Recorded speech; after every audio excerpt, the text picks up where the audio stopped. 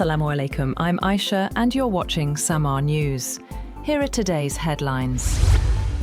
Concerns have grown that the ceasefire between the United States and Iran might not hold after the US said it had seized an Iranian cargo ship that tried to run its blockade. The US military said it fired on an Iranian-flagged cargo ship headed towards Iran's Bandar Abbas port after a 6-hour standoff, disabling its engines. US Central Command said Marines then rappelled from helicopters onto the vessel. President Trump wrote on social media that they have full custody of the ship, while Iran's military said the ship had been travelling from China. A military spokesperson warned that the Iranian armed forces would soon respond and retaliate against this armed piracy by the US military.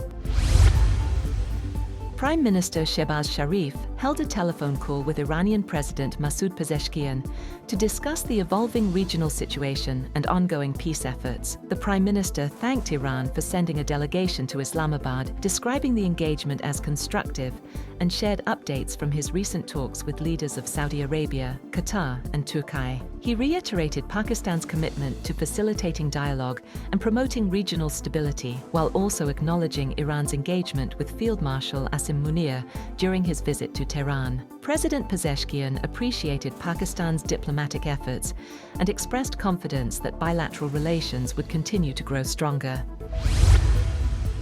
President Donald Trump has said that his representatives, Steve Witkoff and Jared Kushner, will travel to Islamabad on Monday for fresh negotiations with Iran. However, US media reports suggest that Vice President J.D. Vance is again expected to lead the US delegation, despite Trump's earlier statement that he would skip the talks. Trump wrote in a social media post that failure to accept the proposed deal could lead to US strikes on Iranian infrastructure, including power plants and bridges. He described the offer as fair and reasonable, but made clear that military options remain on the table.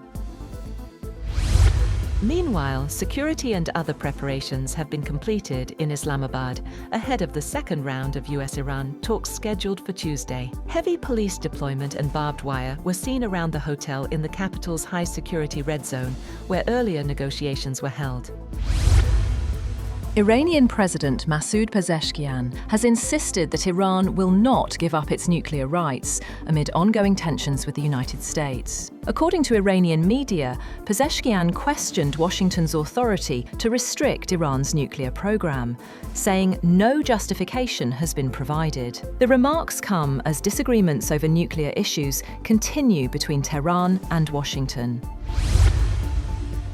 North Korean leader Kim Jong-un has overseen ballistic missile test launches as part of efforts to evaluate the performance of warheads carrying cluster bombs and fragmentation mines. State media KCNA reported that the tests represented the 4th ballistic missile launch this month and the 7th this year. The tests involved 5 launches of upgraded short-range Hwasong-11 RA surface-to-surface tactical ballistic missiles to evaluate the power and performance of the new warheads.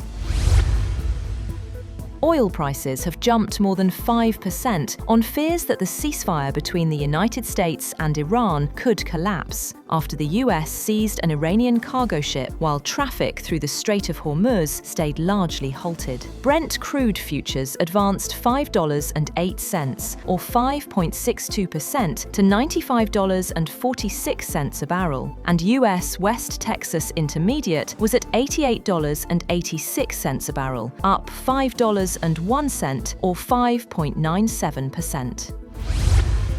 That's all for now. For more updates, visit www.samaa.tv. Thank you for watching SAMAA News.